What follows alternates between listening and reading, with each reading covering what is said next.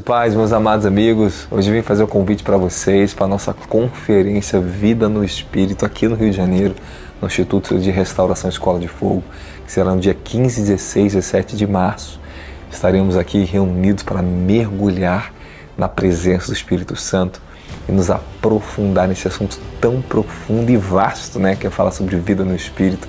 É uma das áreas que eu mais amo ensinar e falar, com tantas bênçãos que eu recebi do Senhor durante esses anos. Inclusive nós temos aí nossos módulos, a Vida no Espírito 1, 2, livros sobre o Espírito Santo. Ainda vou escrever ainda muito mais sobre vida no Espírito para vocês, mas nesse ano nós vamos mergulhar em novos assuntos sobre vida no Espírito, que eu vou estar trazendo para vocês como essa dinâmica, esse funcionamento da vida espiritual, como andarmos no Espírito, como nos aprofundar na comunhão com o Espírito Santo, conhecendo o Espírito Santo. Nós vamos aprender coisas maravilhosas que compõem esse assunto sobre vida no Espírito. Então, será uma conferência para nós buscarmos comunhão, renovação espiritual, buscarmos a unção do Espírito Santo, que será aqui no Rio de Janeiro. Você quer estar presente conosco? Aí abaixo tem um link, você pode acessar e fazer sua inscrição. Pode também entrar em contato com a nossa assessoria, para você quiser tirar dúvidas sobre alojamento, local, onde é. E nós estamos aqui para ajudar vocês da melhor forma possível, tá bom? Muito obrigado, um grande abraço e eu aguardo vocês aqui no Rio de Janeiro. Tchau, tchau. Ontem o bispo me avisou que eu iria pregar hoje. Aí hoje eu comecei a orar, estava lá trabalhando. Pedi minhas irmãs para entrar em intercessão pela minha vida, para que o Espírito Santo falasse o que a igreja necessitava nesta noite, o que trazer. E aquelas irmãs se uniram e entraram em oração por mim, mas profetizaram tanto sobre a minha vida.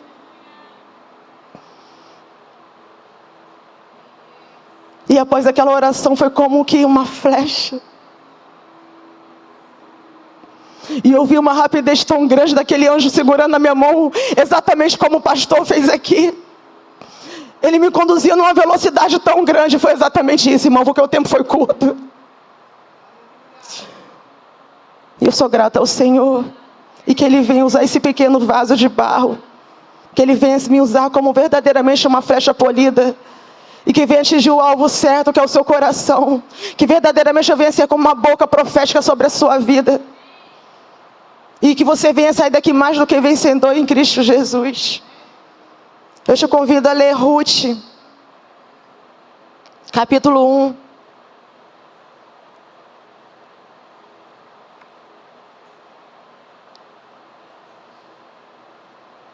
No tempo em que os juízes governavam sobre o povo israelita, sobreveio grande escassez de alimento em toda a terra de Israel. Por este motivo, um certo homem de Belém, cidade da região de Judá, partiu com sua esposa e seus 2 filhos, a fim de morar, ao menos por algum tempo, nas terras de Moabe. Só até aqui. E eu fui meditar nessa palavra, e o Senhor ele começou a me mostrar. E eu comecei a questionar o Senhor, eu falei, Senhor, mas como pode? Belém, que significa a casa do pão, a casa da promessa, teve fome, teve escassez. O lugar onde era superabundância, começou a ter escassez. E eu fui olhar um pouquinho para trás no livro de Juízes, e comecei a ler aquela história. E no livro de Juízes, foi despertada a ira do Senhor, porque foi um tempo de violência, de abuso, de idolatria. E a ira do Senhor, ela se acendeu contra Israel. Havia um juízo de Deus sobre aquele lugar. Havia um juízo de Deus sobre este tempo. E o livro de Ruth, ele começa com uma fuga. Uma fuga do juízo de Deus. E eu falei, quantas vezes nós nos colocamos nessa fuga quando vem o juízo de Deus sobre nossas vidas? Quantas vezes queremos fugir do processo? Eu até mesmo tenho uma experiência. Assim que eu retornei de 3 Rios, eu vim direto para a casa pastoral, que na época era a casa pastoral. E um certo dia eu fui para a sala e dobrei o joelho e falei, Senhor, eu vou voltar para casa, aonde eu morava. E naquela época a missionária Luane, ela morava ainda lá na casa pastoral. Estavam todas juntas. Obrigada, irmão.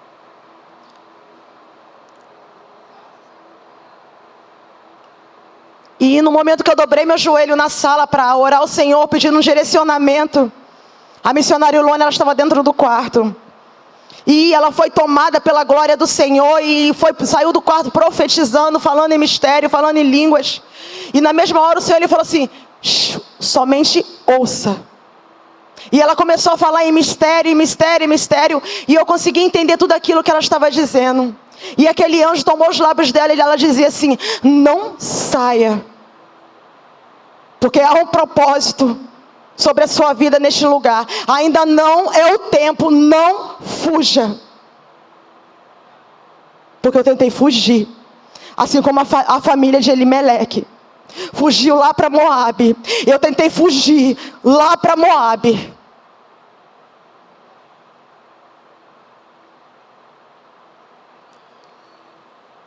Só que aprova o Senhor e eu glorifico a Ele, Ele ter me sustentado, e eu permaneci.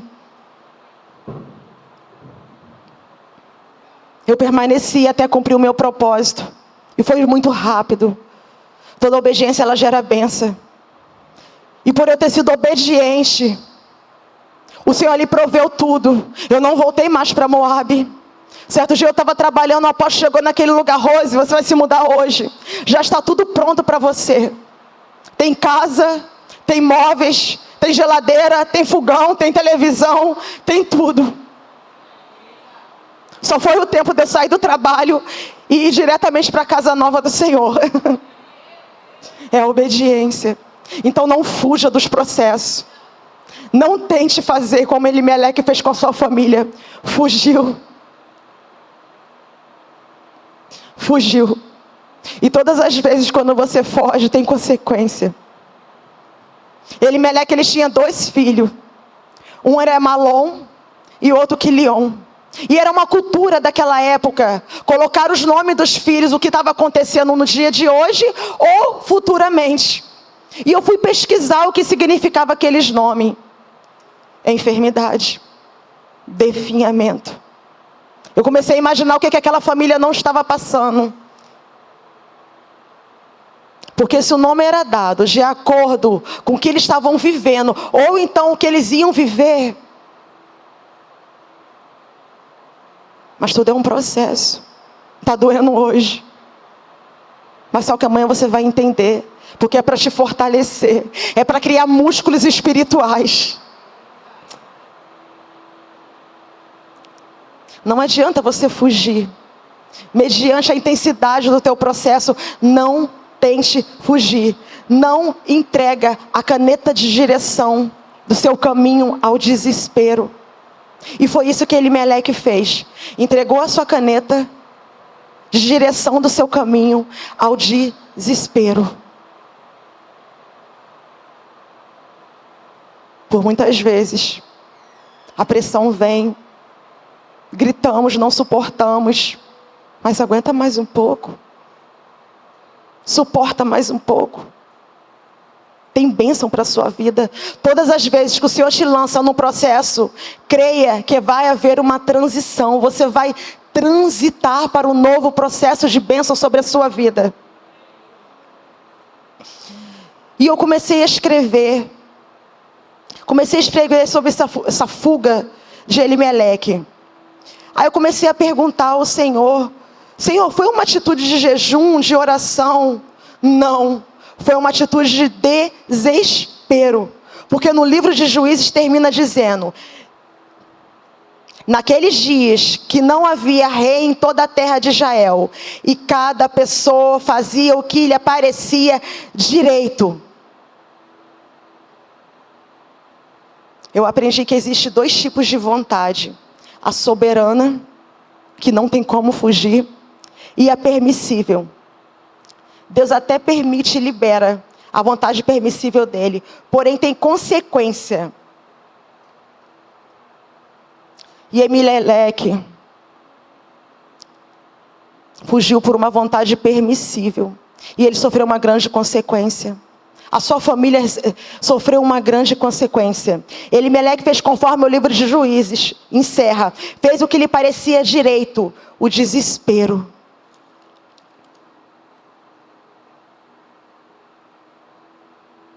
E com essa atitude de desespero, sem um direcionamento, ele tentou fazer um novo caminho. Um novo caminho. E todas as vezes quando você tenta fazer um novo caminho, sem o direcionamento da sua liderança, sem um apontamento, um direcionamento do seu pai espiritual, você vai entrar no caminho do desastre. E eu aprendi que todas as vezes, quando eu tomo uma atitude por minha própria conta, eu entro nesse caminho de desastre. E assim Elimeleque fez. Todas as decisões da nossa vida, nós temos pai e mães aqui espirituais. Pessoas preparadas para poder te dar um conselho bom, um direcionamento para a tua vida. Não tenta fazer novos caminhos. Segue o caminho daquele que já foi experiente, que já cavou o local, que já cavou o poço. Não tenta ser uma produção independente. Quantas vezes veio na minha vida decisões que eu tinha que tomar, e eu corri para o meu pai, para minha mãe espiritual, corri para o apóstolo. Eles são acessíveis. Conforme o apóstolo sempre fala, eu estou sempre aqui, estou sempre ali. É nós mesmos. É a nossa alma que não se aproxima. Temos líderes aqui capacitados para nos direcionar. Esse é o papel de um pai espiritual, de uma mãe espiritual.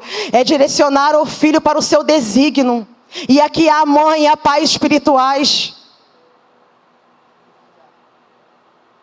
Eu tive uma dificuldade, que eu precisava tomar uma decisão. E eu procurei o meu pai espiritual. Porque aqui a gente temos muitos pais espirituais e mães espirituais. Glória a Deus por isso. E depois que eu sentei com o bispo, parece que abriu, sabe? Porque eles têm um direcionamento. Eles têm uma palavra do céu para a tua vida. E aquela palavra veio como acalento no meu coração. Porque devido ao meu desespero, devido àquela pressão daquele processo, eu não sabia o que fazer. Eu estava quase entregando a caneta de direção do meu caminho. No desespero. Já estava quase entrando no caminho do desastre. Só que eu lembrei que eu tenho um pai e tenho mães espirituais que estão aqui, que intercedem, que protegem minha vida. Eu tenho meu apóstolo que ora e intercede por mim. Precisamos ser humildes. Humilde de chegar perto do nosso pai e dizer: apóstolo, estou precisando de socorro. Eu quero abrir meu coração. Me ajuda. Quantas vezes eu não fiz isso? Eu cheguei aqui dizendo que eu não tinha cheiro de ovelha. Eu falei: Senhor, eu preciso ter cheiro de ovelha. Mas o que é isso, Rose, cheiro de ovelha? Sabe o que é não ter o cheiro de ovelha? É que caminhar sozinha, sem um direcionamento. E eu falei: Senhor, eu não quero isso para mim. Eu quero ter verdadeiramente cheiro de ovelha. E eu sempre compartilhei isso com a diaconisa Carol. Carol, precisamos ter cheiro de ovelha. Cheiro de ovelha é aquela que está sempre perto do pastor. Aquela que ouve a voz do bom pastor e segue ele. Eu não quero mais ser uma produção independente. Eu preciso apagar isso da minha vida. E hoje toda atitude que eu vou colocar, toda atitude que eu vou tomar, eu peço direcionamento aos meus líderes, aos meus pais espirituais, às minhas mães espirituais, pastora Roberta, pastora Ana. Tem homens e mulheres de Deus aqui neste lugar. Você não está só. Você não está sozinho. E andando mais um pouquinho, a Bíblia diz que Elimeleque e sua família saiu, chegou e ficou em Moabe. Saiu de Belém, da casa do pão, da casa da promessa, chegaram em Moabe e ficaram por 10 anos. E eu comecei a estudar como foi gerado Moabe. Moabe foi gerado através de um incesto, promiscuidade. Lá em Gênesis 19:31, será que você pode colocar para mim, por favor? Como foi gerado Moabe? Vamos ler juntos. Gênesis 19, 31. Olha como foi gerado Moabe. Certo dia, a filha mais velha propôs à filha mais nova: nosso pai já é idoso e não há nenhum outro homem nesta região que venha unir-se a nós, de acordo com o costume de todo mundo. Próximo, por favor. Vem e façamos nosso pai beber muito vinho e deitemo-nos com ele. Assim suscitaremos uma descendência de nosso pai. Próximo, por favor. Portanto, elas fizeram seu pai embebedar-se com vinho naquela mesma noite. E a mais velha veio deitar-se junto a seu pai, que não percebeu nem quando ela se deitou, nem quando se levantou. No dia seguinte, a primogênita orientou a irmã: na noite passada eu dormi com meu pai. Façamo-lo embriagar-se também nesta noite, e tu te deitarás com ele, a fim de que possamos preservar a linguagem de nosso pai. Foi uma atitude de desespero. Moabe foi gerado a partir de uma atitude de desespero, porque foi aonde foi gerado os moabitas e amonitas, que são inimigos de Israel. E para onde Elimeleque fugiu? Por uma cidade onde foi gerada a promiscuidade, o incesto. Uma cidade que foi gerada através do desespero. E eu comecei a entrar. Eu falei: Senhor, me lança até Moabe. Me dê essa sensibilidade para mim conseguir entender mais um pouco. E ele começou a me dizer: filha, Moabe você pode entrar de qualquer jeito. Moabe você pode entrar com ciúme. Você pode entrar com egoísmo. Você pode entrar com a fofoca. Mas agora Belém, para você ir para Belém, você precisa passar pelo Jordão. E Jordão aponta para um memorial de entrada na terra prometida. Põe para mim Josué 4.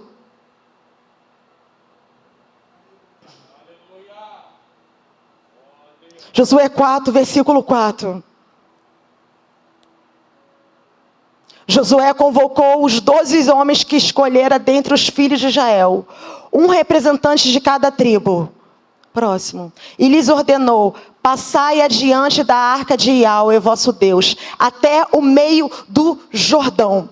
E cada um levante sobre o ombro uma pedra de acordo com o número de tribos dos israelitas, para que seja um sinal no meio de vós.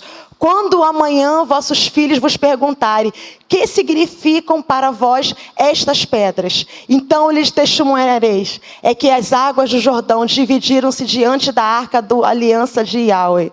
A sua passagem, decidiram-se as águas do Jordão.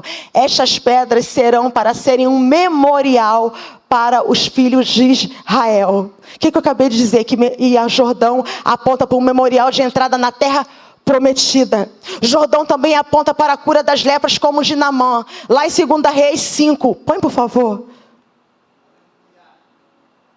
Então quer dizer que Moabe você pode entrar de qualquer jeito. Mas olha Jordão. Jordão ele aponta para um memorial. Jordão ele aponta para uma cura das suas lepras. Porque lá em 2 Reis diz assim: Naamã, chefe do exército do rei Aram, da Síria, era um homem muito respeitado e honrado pelo seu senhor, pois por meio dele o Senhor dará vitória à Síria. No entanto, este valoroso guerreiro contraiu uma terrível doença de pele. Numa de suas campanhas militares, os sírios haviam levado cativa uma menina da terra de Israel, que passou a servir a esposa de Naamã. Um dia a menina sugeriu à sua patroa: quem me dera o meu senhor procurasse o profeta que está em Samaria. Com certeza ele o curaria de sua lepra. Então Naamã comentou essa informação com seu senhor. Assim falou a menina israelita.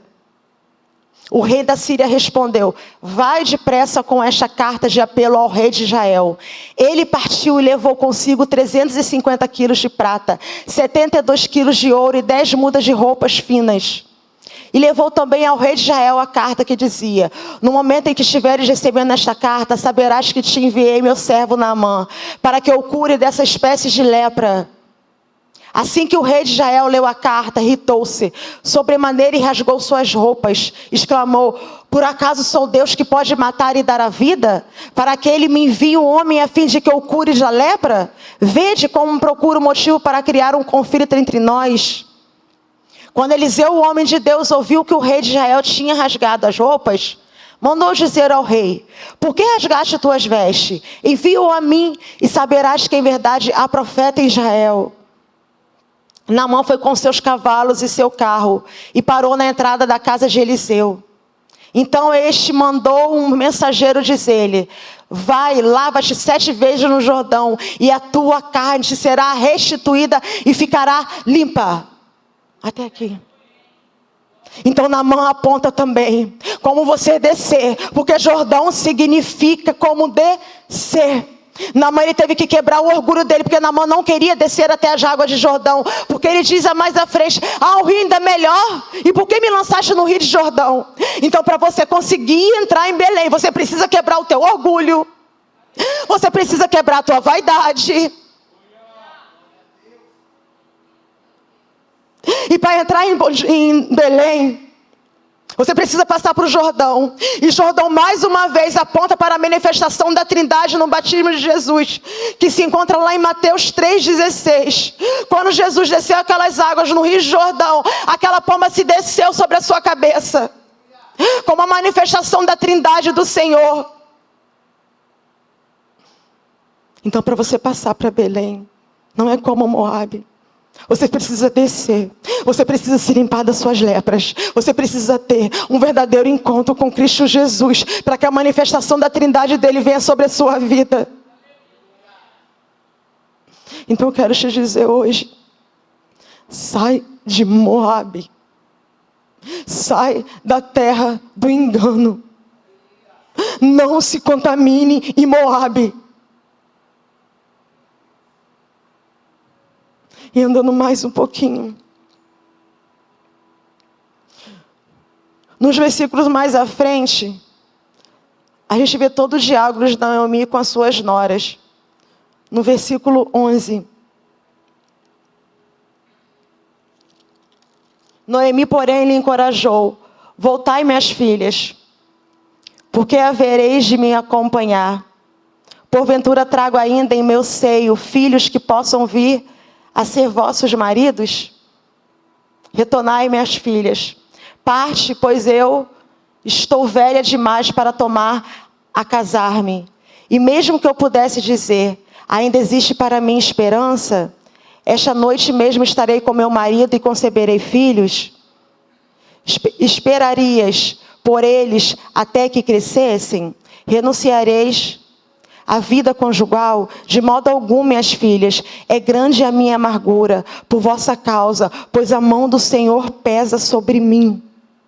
Elas prantearam outra vez em alta voz.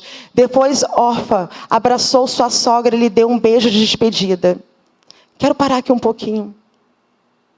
Quando você estiver transitando, Noemi, ela saiu de Moabe e já vai partindo para Belém. Quando você estiver em transição, nem todos irão partir com você. Aqui Orfa deu um beijo e se despediu de sua sogra. E Orfa voltou para os seus deuses. Orfa voltou para Moabe. Então, quando o Senhor começar a limpar da tua vida, tirar aquela amizade, até mesmo te afastar da sua família, porque tudo que impede o processo do Senhor, independente de quem seja, Ele vai arrancar. Até mesmo se for a sua família, Ele vai tirar. Porque o propósito dEle é necessário ser cumprido sobre a sua vida. Então aquele que atrapalhar o processo do Senhor que Ele tem sobre a sua vida, Ele vai tirar.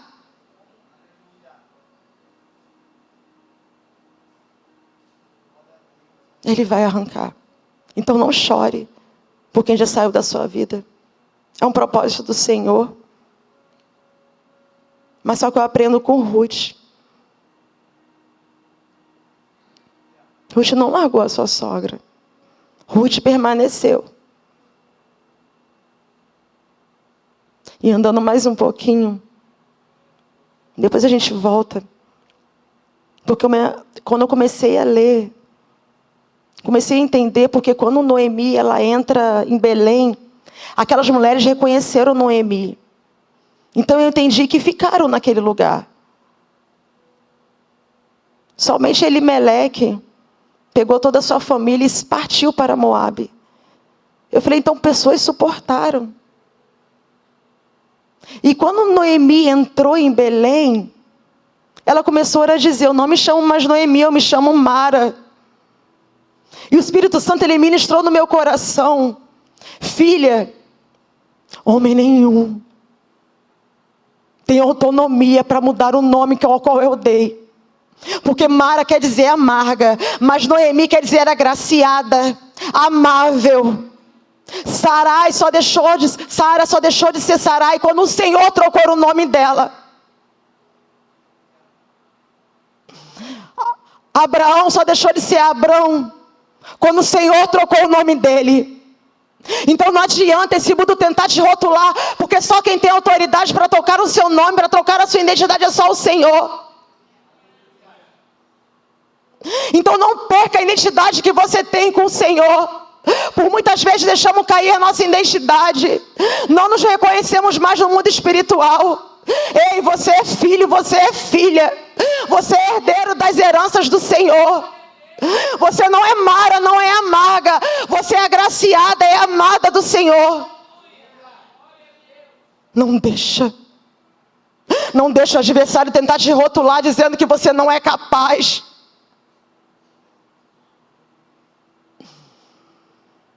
Que você é um fracasso. Não.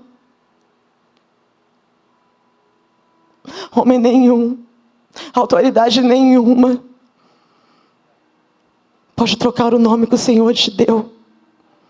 Filho de Deus, agraciado do Pai, menina dos meus olhos, mais que vencedor. Será que você consegue entender qual é a sua identidade, qual é o teu nome espiritual? Será que você consegue entender que num grande dia vai estar lá teu nome escrito naquela pedrinha e você vai estar lá sentando naquelas boldas?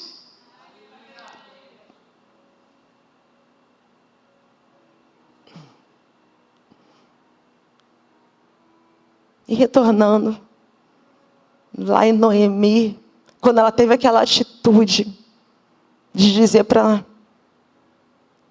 Ruth teve aquela atitude de dizer para Noemi, o teu Deus é o meu Deus, o teu povo é o meu povo.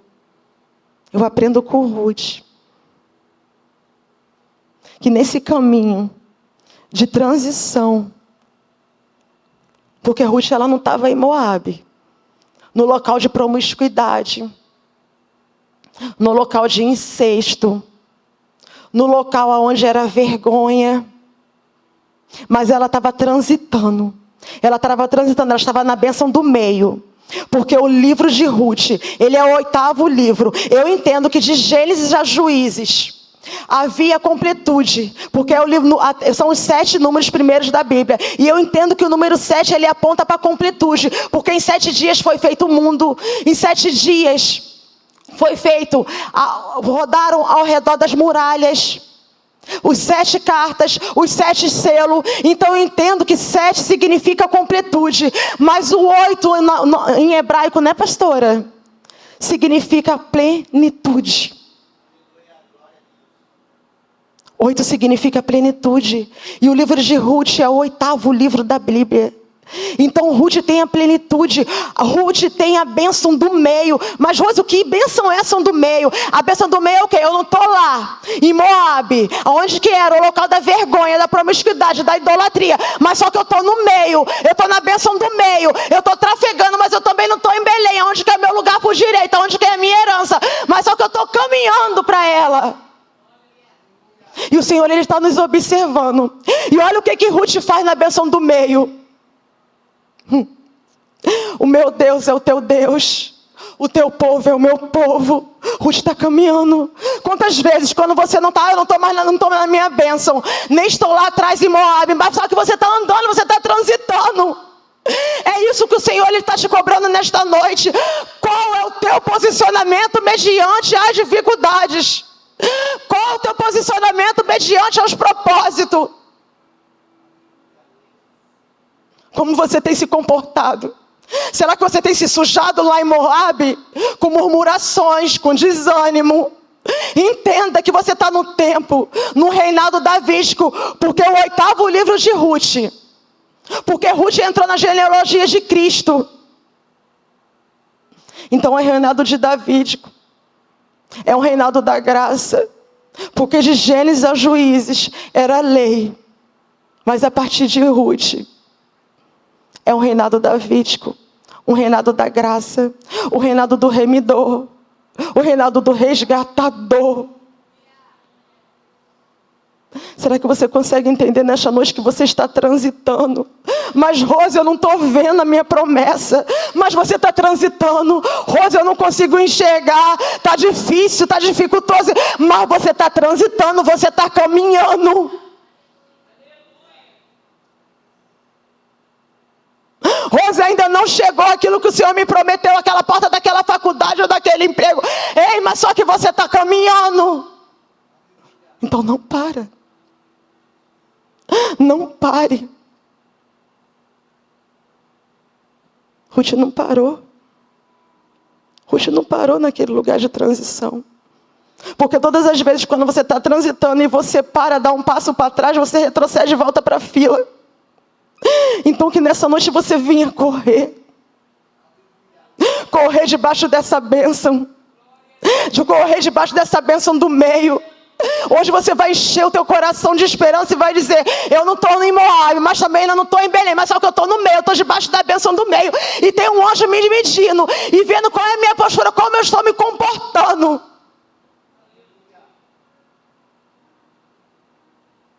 E hoje eu comecei a declarar: Senhor, eu sinto o cheiro. Eu sinto o cheiro da minha terra prometida.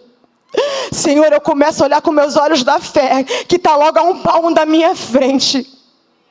Senhor, pela fé, eu já começo a me preparar, me posicionar para onde eu tenho que ir, para o meu lugar que é por direito, para a minha terra prometida. Senhor, eu não estou mais lá atrás em Moabe, eu estou indo, eu estou na fila da minha promessa. Está chegando, pastora. Está chegando. E o céu, ele tem te observado como você tem se posicionado. O céu, ele está te observando. Será que você tem murmurado? Mediante os processos que o Senhor tem te colocado? O apóstolo Domingo acabou de dizer que tudo é o Senhor. Tudo é a mão dele. Porque se você murmurar, você está questionando com o próprio Pai. Porque eu entendo que Ele só dá aquilo que a gente suportamos. Sabe o que Ele está querendo de você? Maturidade. Ele está querendo te colocar músculos espirituais.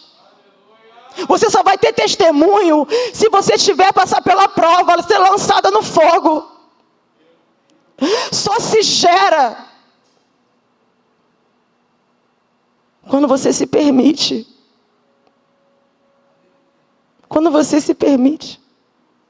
Não há promessa sem você gerar. Não há promessa para ser nascida sem você não sentir as dores de parto. Uma mulher, quando ela vai ter um bebê, ela sente dores e dói. Mas quando ela pega aquela criança no braço, é maravilhoso. Então caminha nesse caminho de transição. Você está quase lá, está quase chegando. Vai depender de você, do seu posicionamento. Não questiona. Assim como esse anjo fez aqui comigo. Porque eu senti um puxão muito grande. Para mim poder transitar. Esse aceleramento. Que ele venha hoje se apresentar a você. Que você venha ter uma experiência com o Senhor. E veja. Senhor, eu consigo ver. Eu consigo sentir o cheiro da minha terra prometida. Eu consigo sentir o cheiro da minha faculdade. Eu não sei porquê, mas o Espírito Santo manda toda hora repetir. Eu sinto o cheiro daquela porta de emprego. Eu sinto o cheiro daquele cargo. Ah, Rose, mas você está profetizando prosperidade? Sim, sim. Porque o que Ele está me conduzindo aqui, Ele declarar sobre a tua vida, a profetizar sobre a tua vida. Porque o Senhor, Ele não te chamou para sobreviver, mas para viver. E é vida sim em abundância. Porque você vai entrar em Belém, então em abundância é a terra prometida. A gente precisa tirar essa mente pequenez, achando por você servir a Deus tem que ser tudo pequenininho. Ei, você serve um Deus de excelência, um Deus grandioso, então é o melhor. É a terra que mana leite e mel.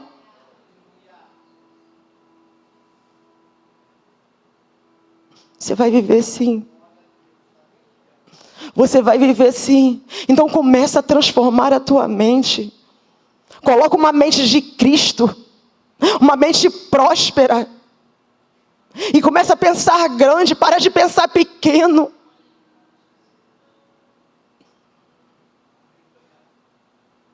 Sejam transformados, assim como o apóstolo Paulo diz. Que essa mente renovada. Irmão, eu estou na total dependência do Espírito Santo. E eu não vou falar aqui nada que não venha a ser dele.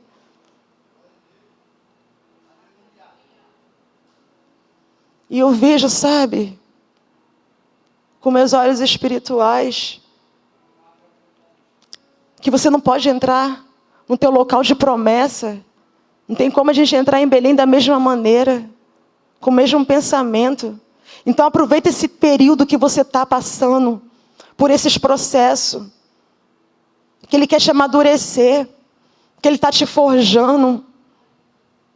Eu falei, Senhor, eu estou no tempo de Marta, porque para mim ser uma boa Maria, para mim ficar aos pés, eu preciso ter o braço forte de Marta, eu preciso aprender a servir como Marta. Não adianta eu querer ser Maria e não saber ser uma Marta. Eu não vou ser uma Maria de excelência enquanto eu não aprender a ser forjada a ser uma Marta. Então não pule processo. Não tente fugir, como Elimeleque fez com sua família. Tentou acelerar o processo dele. Ei, eu vou fugir de Belém quando está tendo escassez ali. E vou dar um pulinho ali em Moabe, sabe? Não, permaneça. Permaneça no lugar onde o Senhor te colocou. Está te apertando, está te espremendo. É porque é para sair o melhor de você. Não tente fugir. E o Senhor, Ele falou tanto no meu coração. Porque por muitas vezes a gente quer ser Maria, sabe? Ficar lá quietinha, nos pés. Mas só que a gente precisa também ser Marta. A gente tem que ter a honra de servir. E é tão bom. É tão bom. E todos os dias eu agradeço ao Senhor. Eu falo, Senhor, Tu está me preparando como Marta. Oh, Senhor, Tu está levantando uma igreja Marta. Porque daqui a pouco vai levantar uma igreja Maria. E eu já começo a contemplar, sabe? Eu estou me posicionando porque eu sei que eu estou na bênção do meio. Você tem que se imaginar na bênção do meio. Eu estou passando hoje por isso. Porque eu sei para quê. Não questiona não dizendo por quê. Não questiona não, só se fala, Senhor, eu estou aqui. Eu não sei o porquê, mas só vou. Está com medo? Vai com medo mesmo. Eu falei, eu preciso. Enquanto eu não passar por esse processo de Marta, eu não vou saber se é uma boa Maria. Ficar nos pés do Pai. Eu não vou saber entregar o meu melhor que tem dentro de mim. Porque quando Maria quebrou aquele vaso de alabastro, aquele perfume influenciou todo aquele lugar. Quando você for Maria, você vai influenciar nações, você vai influenciar continentes. Então primeiro se posiciona nessa bênção qual onde você está.